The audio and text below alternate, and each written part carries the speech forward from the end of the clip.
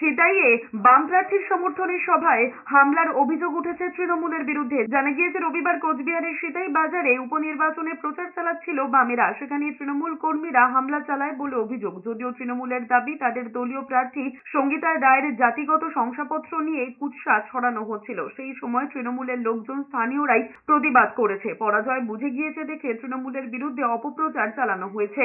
বক্তব্য দেওয়ার সময় যেভাবে ব্যক্তিগত আক্রমণ করার চেষ্টা করছে, ইস্যু ভিত্তিক কোনো আলোচনা না করে একদম পার্সোনালি অ্যাটাক করছে উইদাউট তথ্য প্রমাণ ব্যতি রেখে, তো স্বাভাবিকভাবে সাধারণ মানুষ তার প্রতিবাদ করেছে। এর সঙ্গে তৃণমূল কংগ্রেসের কোনো বিষয় নেই। যদিও বামেরা এই হামলার ঘটনায় নির্বাচন কমিশনে অভিযোগ জানাবেন বলে জানিয়েছে।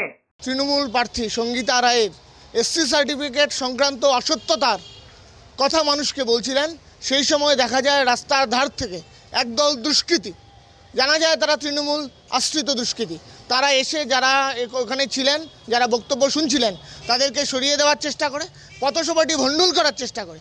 কিন্তু সেখানে আমাদের বামফ্রন্টের নেতৃত্বরা, সিপিআইএম ফরওয়ার্ড ব্লকের নেতৃত্বরা তারা দাঁড়িয়েছিলেন, দাঁড়িয়ে থেকে তারা সেখানে পথসভা সম্পন্ন করেন, তারা ভণ্ডুল করতে পারেনি।